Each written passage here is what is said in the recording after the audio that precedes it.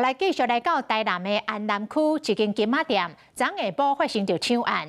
这个30多岁男子骑一台共偷牵的机车，冲入去金仔店，摕辣椒水喷这个行动无方便的头家了后，用铁锤啊，甲玻璃撞破，摕走着金仔13两。啊，真紧！这个警察伫昨暝11点就抓着人，但是这个金仔到底摕去倒位，嫌犯死都唔讲，警察爱个追查。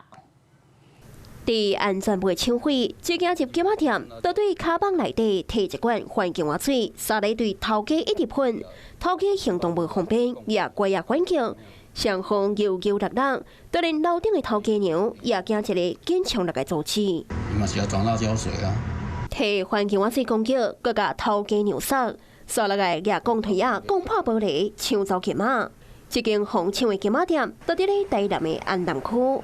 头家即马想到也佫会惊。伊即摆一直喷啊啦，伊就一直喷。我甲阮太太拢有啊，喷真济啊。到即嘛佫咧烧的，有惊到啦。昨下晡5点外，30多岁姓黄的男子走入来金仔店，攻破玻璃柜啊，抢走13两的金仔。总5盘啦，啊摕其中的2盘，拢连啊累的，手连甲破连。哦，迄较重较大条啊。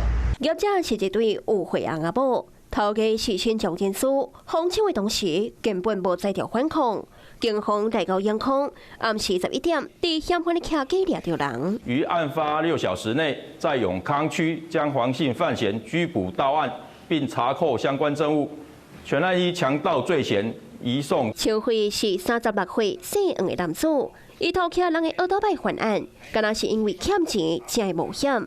事后伊竟然阁无要供出黄金的下落。 警方目前搁咧追查，替环境瓦水攻击无在调反抗的业者，实在真超过。Hello， 我是蒋欣梅，想要抢先掌握最及时的新闻资讯吗？赶快订阅、按赞、开启小铃铛，锁定华视新闻 YouTube 频道。